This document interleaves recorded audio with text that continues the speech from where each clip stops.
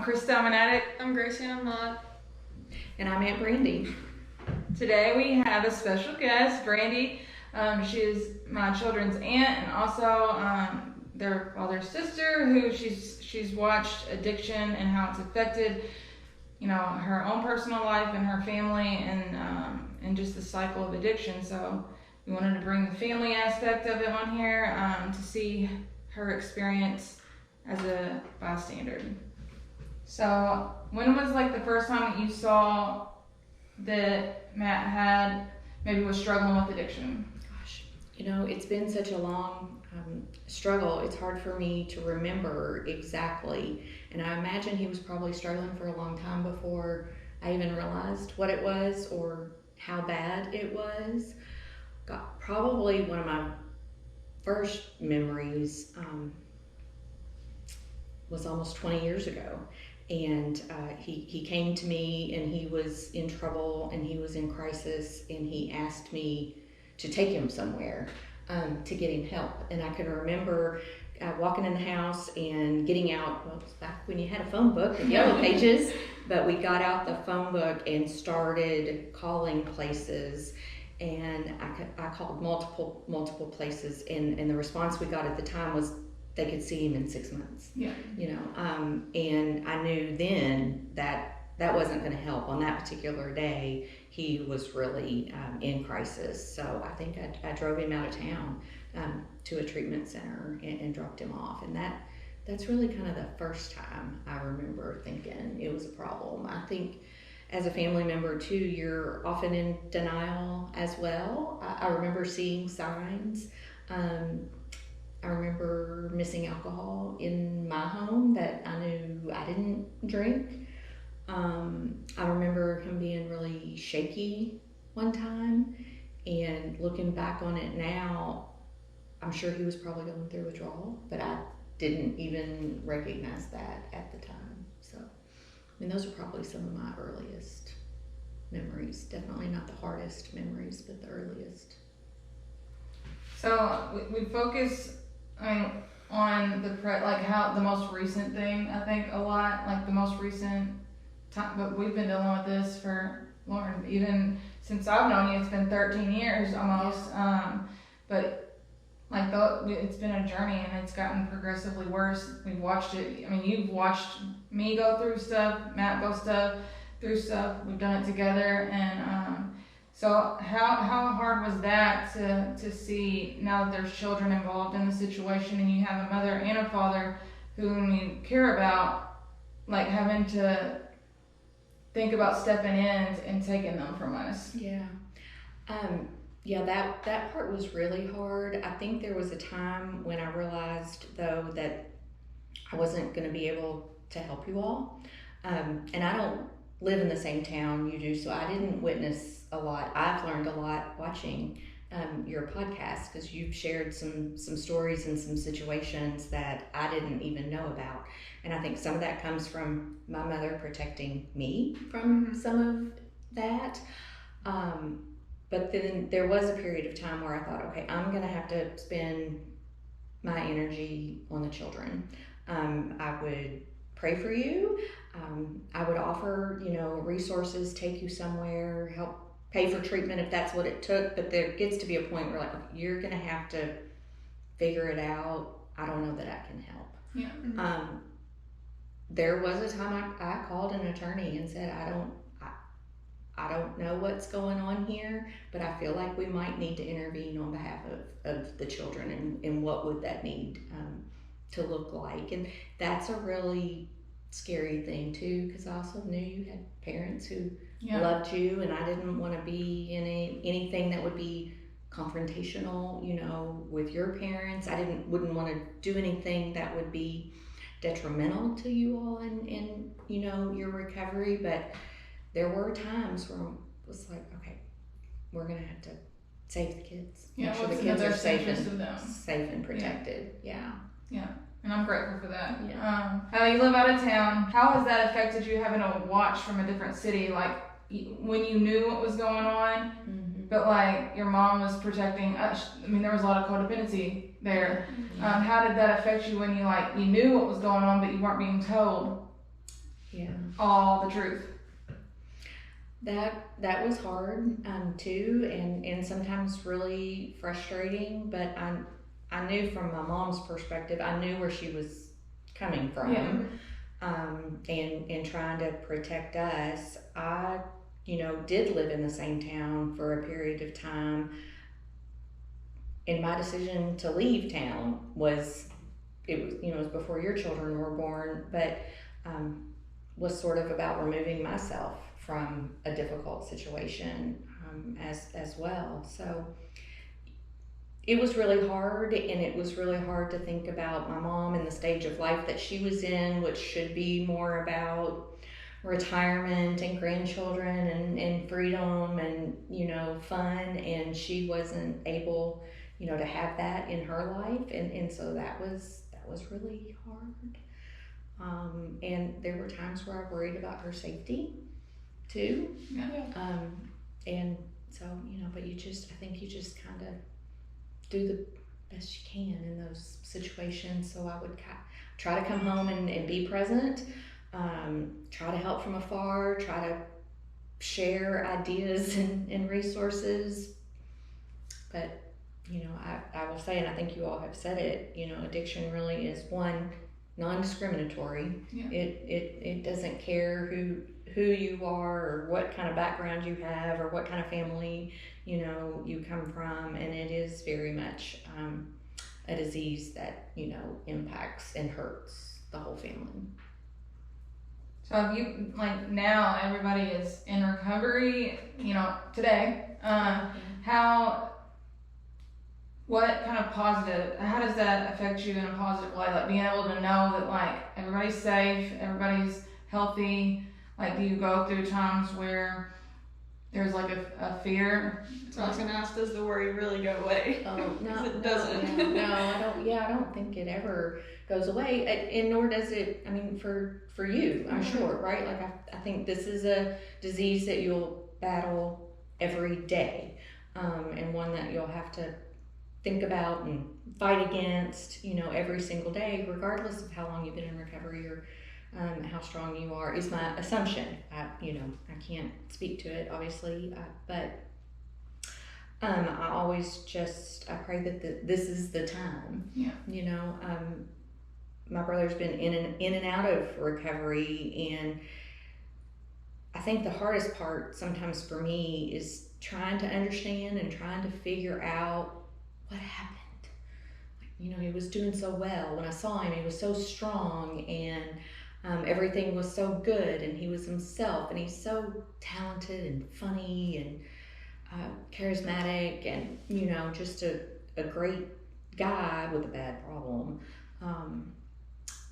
So you just hope and pray that this is the time that it'll stick. There's one thing I wanted to ask you specifically. I know your mom has shared with me before, and I have dealt with it since I've been in recovery. The kids, when they would stay with you, or you would come into town and say the questions that they would ask, especially when you would come in, they related that with their dad. So times where they would be I wish my dad was here, or where's my dad? How did you, as a family member, how were you able to handle that? Because I know a lot of people deal with that on the family end, having to answer those adult questions to a child. Yeah. Well, I think one thing, we have been blessed. You have been a blessing, and your parents have been a blessing in that we've always been able to maintain a relationship with your children, which I think has been important.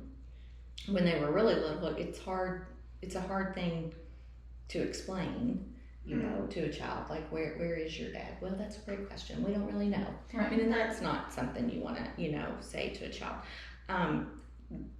I would often say, especially when we knew where he was and where you all were, and if you were in, treatment, is, mommy's gone away to work on herself. Yeah. And her brain doesn't work very well sometimes, and she's learning how to be stronger, so then she can come home and be a better mommy. And try to simplify it. I think it will be some conversations we'll need to have with them, especially as they get older and think about going into high school, and when they'll start to be exposed to these sorts of things in their own life, it'll be a much different conversation. But just always tried to reinforce, mommy loves you, daddy loves you. They want to be here too when they can, and when they're stronger, they'll be, they'll be back. But that was really hard. I mean, that was really hard. It's been hard on them. But I mean, they're great kids, and kids are resilient.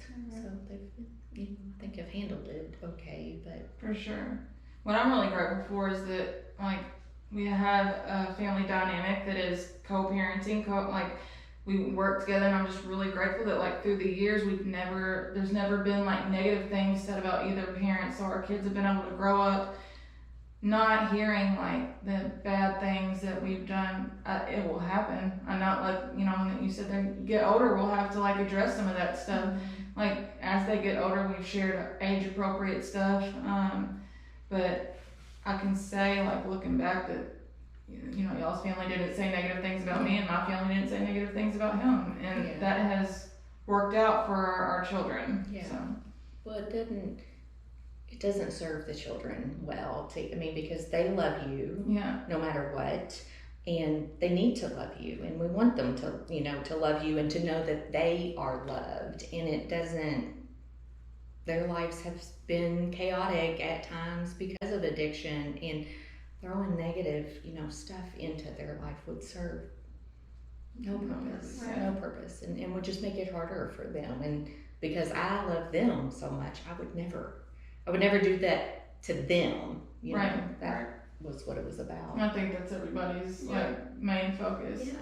So earlier I heard you say, like, whenever the 6-month waiting list, like the first time 20 years ago, how do you think that has changed, like, in present day? How do you think that is a good thing? Like I know the place where I work, there's walk-ins. How do you think that has improved to help addicts?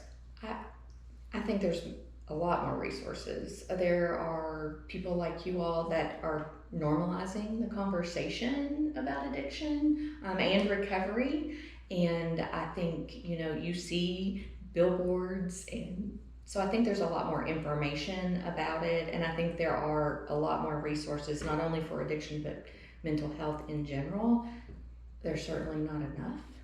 I'm sure there are still plenty of people who are struggling, but I definitely think it's better. But it is still, I think, really probably difficult for people. People call me on the regular to say, my family member, my friend, I don't know what to do. Where do I go? What do I do? And so I do think there's still a lot of opportunity for that.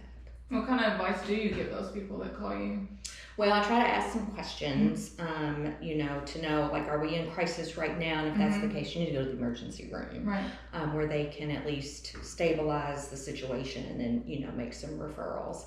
And then in other situations, we just get out the yellow pages, not the yellow pages anymore, but, get on Google and look for the resources and make some phone calls. I know there are different programs, and I think our experience has been that you sometimes have to try them all, try different ones, and see which one is, gonna connect with you and work with you. But that's what I tell people. I say it's really hard, and call me back if you need to talk. And I just think it impacts a lot of families.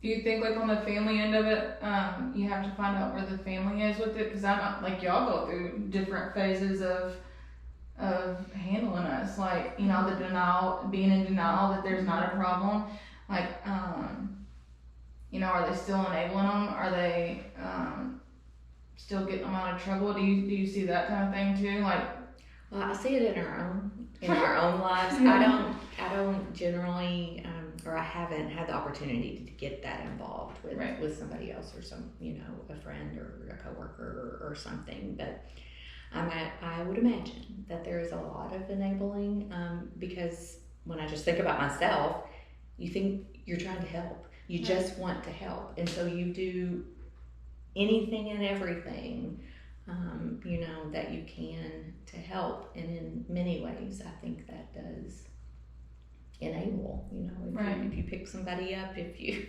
give them money that they said was for a haircut, knowing it's probably not, but you do it anyway, or you bail them out of jail, or you buy them a car. And these are all real examples. It's all enabled. I mean, I think it's enabling, but it's so hard not to try to help with what you can. What would you say is the hardest thing you've had to do as a family member of an addict?